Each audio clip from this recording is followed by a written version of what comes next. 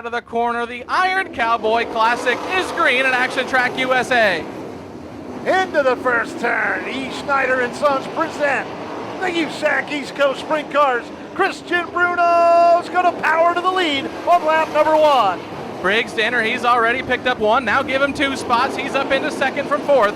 As up front is Christian Bruno trying to run away and maybe hide here just like he did in that heat race. But Briggs Danner, he's already up to second from 4th early on in this feature event. Down the back chute. Danner gobbling up the real estate between himself and the race leader. Going to be a battle shortly. Kenny Miller runs 3rd right now. Then it is Butler and JT Ferry rounding out the top 5.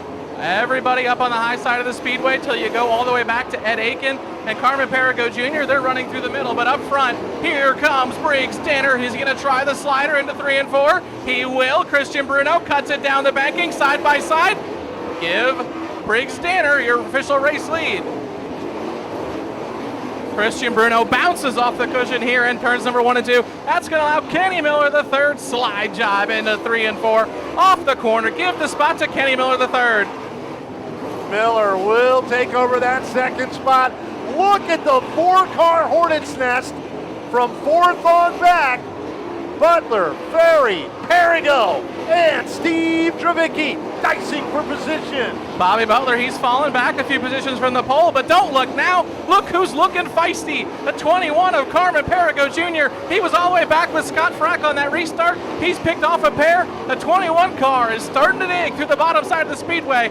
They're all over the track, top to bottom, in front of the race leader. Danner's going to have to be careful and yet aggressive at the same time. Kenny Miller trying to close in and challenge for the lead.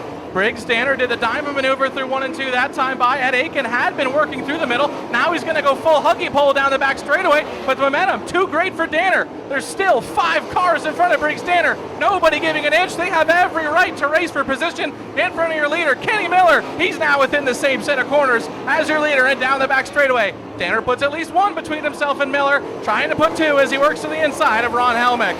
The leader still in heavy traffic. It's the 39, Scott Frack, running through the middle of the low side of the speedway, holding up Briggs Danner.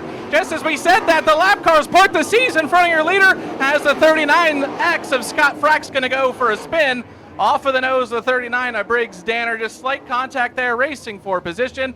Briggs Danner brings us back down to the green flag with 11 laps to go in the Iron Cowboy Classic. Danner pulls the parade through turns 1 and 2.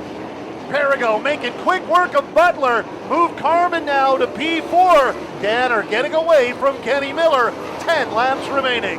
Big slider, almost pulled it off. Did Perigo down there on Christian Bruno. They're going to go wheel to wheel down the back chute. Into turns 3 and 4. Oh, look out on the back stretch. Almost 3 wide. Back about 5th or 6th.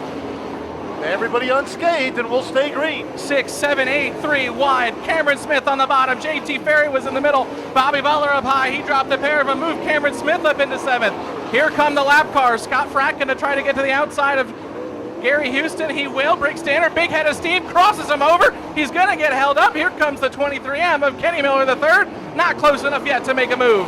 Final lap, Nick Philman, bring him home. Down the back straightaway, it's E. Schneider and Sons night. The E. Schneider and Sons car is going to park it in victory lane. $2,500 back to USAC East Coast victory lane for the 39 of Briggs Danner. Now he's back in victory lane. Briggs Danner, driver of the 39.